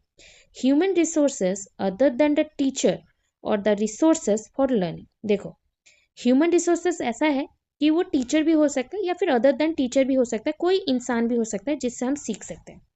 Some of person other than the teacher also invited to school. देखा होगा ना, स्कूल में बहुत सारे बड़े बड़े लोगों को भी बुलाया जाता है, तो उनसे हम सीखने के लिए, एक्सपीरियंस और नॉलेज लेने के लिए आते हैं। मतलब वो पर्सन आएंगे और बहुत सारी चीज़ों के ऊपर बोलते हैं और बच्चे वहाँ से सुनते हैं। कुछ बच्चे अट्रैक्ट होते हैं, कुछ बच्चों को बहुत पॉजिटिवली नॉलेज मिलता है, तो उससे तो वो हो गया आपका human resource.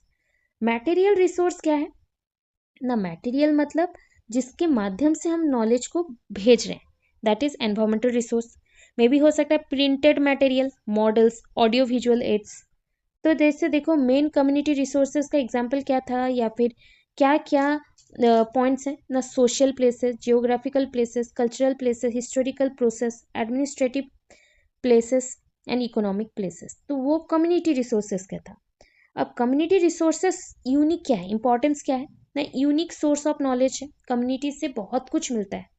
Effective teaching learning भी हो सकता है, सप्लीमेंटरी वर्क मिलता है, क्लासरूम लर्निंग टीचिंग का, ऑलराउंड डेवलपमेंट हो सकता है बच्चों का, यूटिलाइजेशन ऑफ लीजर पीरियड, खाली समय का व्यवहार हो सकता है, education for effective living, effective living के लिए एजुकेशन हो सकता है, शिक्षा मिल सकता है।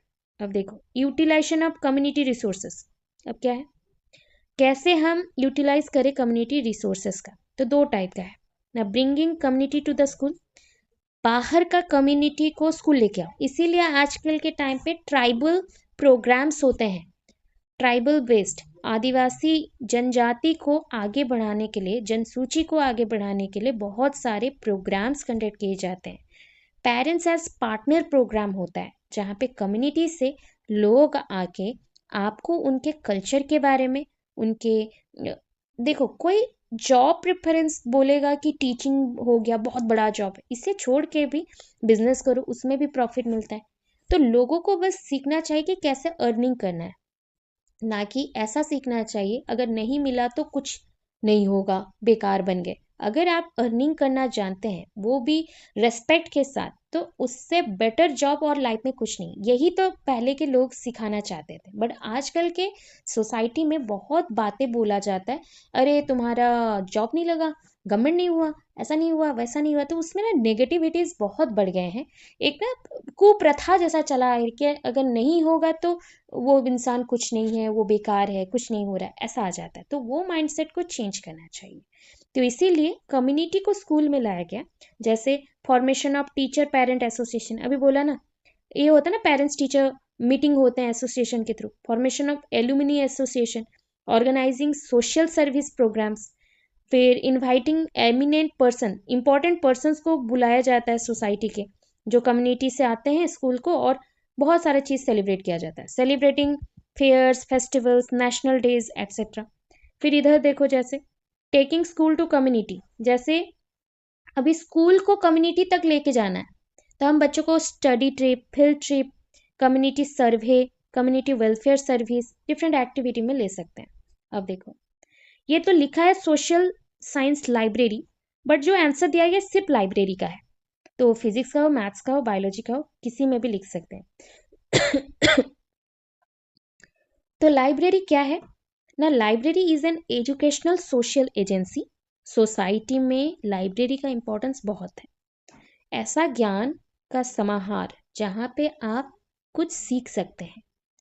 इंसान जो सोचता है, जो करता है, वो अपने दिमाग से ही होता है। तो उसको अगर कोई चलाता है, वो है किताब, किताब का ज्ञान, जो लोगों के माध्यम से हो या किताब से हो, स्कूल के माध्यम से, कम्युनिटी के माध्यम से, और लाइब्रेरी और लेबोरेटरी से, कहीं से भी आ सकता है।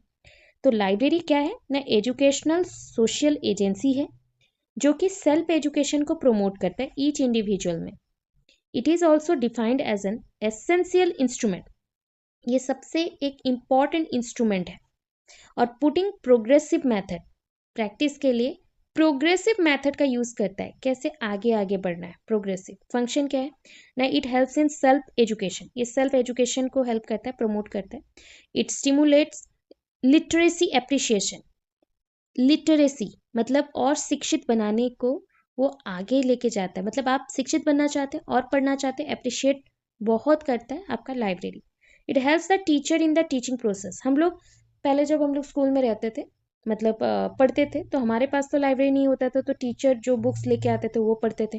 फिर जब हम लोग ना कॉलेज में गए +3 में, तो बहुत सर लोगों ने, एक्चुअली सर लोग होते हैं नॉलेजियस। आप जब कॉलेज जाते हो ना, तो ट्राई करना चाहिए कि सेल्फ लर्निंग से हम लोग सीखें, तो वहाँ पे बहुत नॉलेज बढ़ता है।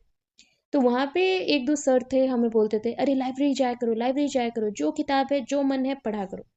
पढ़ने से ये होता है कि वो चीज़ याद तो नहीं रहेगा, बट उसमें जो जो चीज़ें हाईलाइटेड हैं वो छप जाते हैं दिमाग में। कभी ना कभी लाइफ में वो सब व्यवहार होते हैं, तो इसलिए वो बहुत इंपॉर्टेंट है। एक लाइब्रेरी के लिए क्या चाहिए? आइडियल लाइब्रेरी के लिए library room, furniture, scheme of organisation किस हिसाब से बनाना है, रिसोर्सेस क्या होगा, कोड ऑफ रूल्स क्या होंगे, कौन से नियम से बनेगा, कौन से रूल्स के साथ बनेगा, डेकोरेशन क्या होगा, एटमोस्फेयर क्या होगा। इंपॉर्टेंट लाइब्रेरी रिसोर्सेज क्या है? एक तो है book resources, text book, unit booklets, literacy material, reference material. Non book resources क्या है? पीरियोडिकल्स। पीरियोडिकल्स मतलब होता है ना साप्ताहिक, मासिक, वार्षिक, उस हिसाब से जो मैगजीन्स वगैरह आते हैं। पैम्पलेट्स बांटे जाते हैं, न्यूज़पेपर आता है, फिर स्पेशल डॉक्यूमेंट्स भी पब्लिश होते हैं, आर्टिकल्स वगैरह। वैसे ही आया लेबोरेटरी। तो मेंशन तो है सोशल साइंस का, बट आपका लेबोरेटरी यहाँ पे जो आंसर दिया गया है वो बस लेबोरेटरी दिया गया है। चलो, तो laboratory helps the student to understand abstract and complex ideas. जो लेबोरेटरी होते हैं वो जब जटिल कोई चीज हो उसको समझ रहे हैं, तो लैब में उसको करना पड़ता है, ताकि काम के द्वारा अपॉर्चुनिटी जो मिल रहा है उससे हम लोग सीख लें। चलो, सोशल स्टडीज बार बार मेंशन किया गया, तो आप अपने सब्जेक्ट के हिसाब से यहाँ पे मेंशन करेंगे, ठीक है। तो ऑडियो विजुअल मटेरियल दिया जाएगा, जहाँ पे film strip, tape recorder etcetera. Bulletin boards दिए जाएंगे, flag, globes, models, chart, graphs, stamp of different kinds, time charts, periodicals, pamphlets etcetera. अभी देखो, जैसे reasons for keeping separate social studies laboratory, क्या क्यों हम इसके लेबोरेटरी को अलग रख रहे हैं? तो ऐसा अपने सब्जेक्ट का भी लिए रखेंगे। To provide effective teaching environment, अच्छा टीचिंग एनवायरनमेंट क्रिएट करने के लिए। To store the teaching aids को बचाए रखने के लिए, just like charts, model, pictures, ये तो सारे सब्जेक्ट्स में चाहिए। Assignment work. To develop enthusiasm, उत्साह बढ़ाने के लिए बच्चों के ऊपर कि ये जो सब्जेक्ट पढ़े इसका कुछ वैल्यू है, ठीक है, इतना ही। म्यूजियम क्या होता है ना? म्यूजियम, और जैसे मान लो ना, म्यूजियम एक छोटा सा एरिया, छोटा तो नहीं बोलेंगे, बहुत अच्छा खासा एरिया होता है जहाँ पे हम स्टोर करते हैं सब इंफॉर्मेशन, और सालों सालों भर का इंफॉर्मेशन रह जाता है, एंटिक पीसेस वगैरह वो सब रखे जाते हैं, बहुत सारी चीज़ें रखे जाते हैं, लाइट्स एंड वेंटिलेशन रूम होना चाहिए ये सब। यहाँ पे हम क्या रखते हैं ना, हिस्ट्री, ज्योग्राफी, इकोनॉमिक्स, ये सब सब्जेक्ट्स का रखते हैं। तो हम लोग जब म्यूजियम बनाते हैं ना, साइंस म्यूजियम, तो वहाँ पे हिस्ट्री, ज्योग्राफी, याद रखो हर एक सब्जेक्ट हर एक सब्जेक्ट से जुड़ा हुआ है। तो हिस्ट्री, ज्योग्राफी, इकोनॉमिक्स, ये सब से साइंस को लिंक्ड अप करके जो मटेरियल्स आते हैं रखा जाता है साइंस म्यूजियम में। Just like it needs a big room, बहुत बड़ा रूम चाहिए, वेल लाइट, वेंटिलेशन चाहिए, सफिशियंट प्लेस चाहिए एग्जीबिशन के लिए। अब देखो, जैसे इसके ऑब्जेक्टिव्स क्या है ना, स्टूडेंट्स को आर्टिस्टिक लगता है, एस्थेटिक और एप्रिशिएटिव सेंस में यूज होता है, बहुत सारा रियलिस्टिक पिक्चर्स के पास्ट फॉर्म में मिल जाते हैं। Student historical knowledge, contemporary knowledge लेता है, वो चाहे कोई भी सब्जेक्ट में बोल दो, सबका हिस्टोरिकल पॉइंट ऑफ व्यू है। जब भी हम कोई चीज़ को एग्जिबिट्स करते हैं म्यूजियम में, वो क्या है? अगर जियोग्राफिकल एग्जिबिट्स हैं तो मिनरल्स, पिक्चर्स, सॉइल्स, देखो मिनरल, पिक्चर्स, सॉइल्स, तो ये आपके केमिस्ट्री में भी आ जाएंगे। हिस्टोरिकल एग्जिबिट्स है तो स्टोन, ऑर्नामेंट्स, वेपन्स। एग्जिबिट्स हैं तो इकोनॉमिक्स के, factories, coins, market places. Exhibits अगर पॉलिटिकल साइंस के तो parliament house, pictures of assembly, different law और लॉ कोर्ट्स एटसेट्रा। तो अपने अपने सब्जेक्ट्स का आप लोग मेंशन करिएगा। एडवांटेज क्या है ना? It increases creative ability of student, बच्चों के क्रिएटिव एबिलिटी को ये इंक्रीज करता है, बच्चों के रिसर्च करने का स्पिरिट को डेवलप करता है, रियलिस्टिक नॉलेज पास्ट का ये लेके आता है। अब नेक्स्ट है current and controversial issue in teaching social science. Social science तो छोड़ दो, बट कंट्रोवर्शियल इश्यूज के ऊपर पूरा लिखना है। कंट्रोवर्सी ये होता है, एक जगह पे कोई भी दंगा वंगा हो गया ना कोई चीज को लेके, वो देखना तुरंत फैल जाता है। तो कंट्रोवर्सी इनहेरेंट इन नेचर है, एक सब्जेक्ट से दूसरे सब्जेक्ट को जाता है और एक पर्सन से दूसरे पर्सन को जाता है। हमारा जो नॉलेज है वो बहुत ही लिमिटेड है। Social studies can not B neutral, हमारा जो सोशल स्टडीज है वो न्यूट्रल बिल्कुल नहीं है। अपना सब्जेक्ट का नाम लिखिएगा please. Social studies can not be treated as a finished procedure, कोई भी सब्जेक्ट एक फिनिश्ड प्रोसीजर नहीं हो सकता या प्रोडक्ट नहीं हो सकता। ईच जेनरेशन, हर एक जेनरेशन में कुछ नया चीज चाहिए होता है फ्रेश सीखने के लिए, अपडेटेड। तो उसके लिए source material is not adequate, जो भी सोर्स है, जो भी हमें रिसोर्सेज चाहिए वो एनफ नहीं है। लैंग्वेज डिफिकल्टी रहता है कभी कभी। साइंटिस्ट जो होते हैं वो ट्राई करते हैं वेरियस फैक्ट्स को, बट कभी कभी फेल्यूर होते हैं प्रूव करने के लिए। Social studies can not be treated as a finish product, इसको हम तो फिनिश प्रोडक्ट बोलेंगे नहीं, कोई भी सब्जेक्ट को फिनिश प्रोडक्ट नहीं बोल सकते, क्योंकि हर सब्जेक्ट दूसरे सब्जेक्ट्स के साथ मिलजुल के नया कुछ बनाता है, इसीलिए कोई अकेला सब्जेक्ट फिनिश प्रोडक्ट नहीं बन सकता। इस जनरेशन में कुछ फ्रेश पढ़ाई चाहिए। जस्ट लाइक मैं अगर सब्जेक्ट हिसाब से लेती हूँ, आप अपने अपने सब्जेक्ट में मेंशन कर सकते हैं ऐसे ही।